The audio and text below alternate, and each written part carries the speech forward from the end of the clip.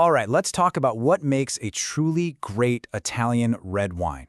Today, we're diving deep and uncorking the story of a grape that's a total powerhouse, but also, somehow, a bit of a hidden gem, the noble Corvina.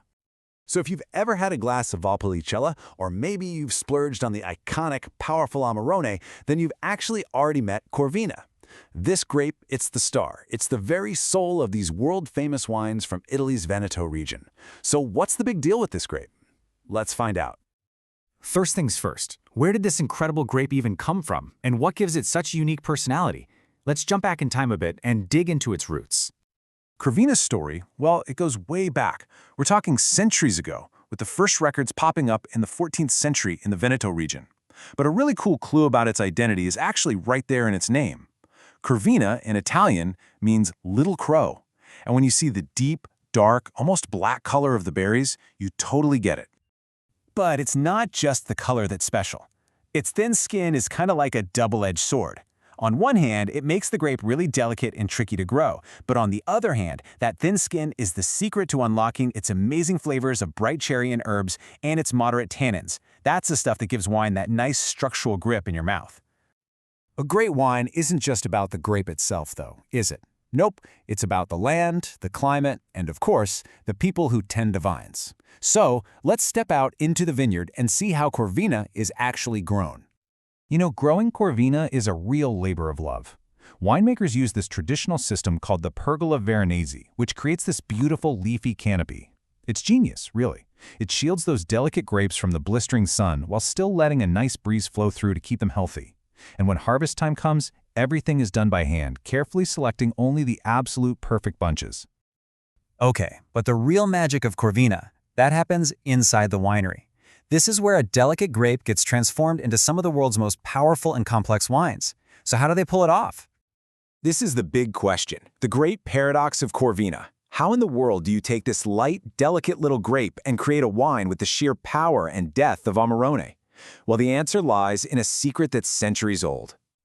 The secret is a technique called appassimento. It's amazing. They take the absolute best bunches of Corvina and lay them out on bamboo mats in these special airy lofts, and they just let them dry for months. As all that water evaporates, the sugars, the acids, the flavors, everything just gets super concentrated. And the result of this? The grapes can lose up to 40% of their water weight. Just think about that. What you're left with is a juice that's so incredibly concentrated, it's practically nectar. This is the stuff that becomes Amarone, a wine with just unbelievable power and complexity. But the innovation doesn't stop with Amarone. Winemakers in the region developed another brilliant technique called ripasso, which literally means repast. They take a young Valpolicella wine and re-ferment it on the leftover grape skins from making Amarone. It's a way to give the wine a second life, adding a touch of that Amarone richness and complexity. So clever.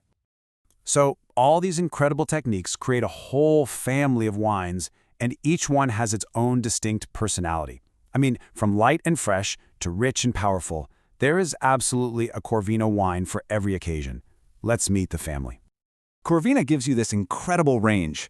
On one end, you've got your light and fruity Valpolicella Classico, seriously, the perfect wine for a casual pizza night.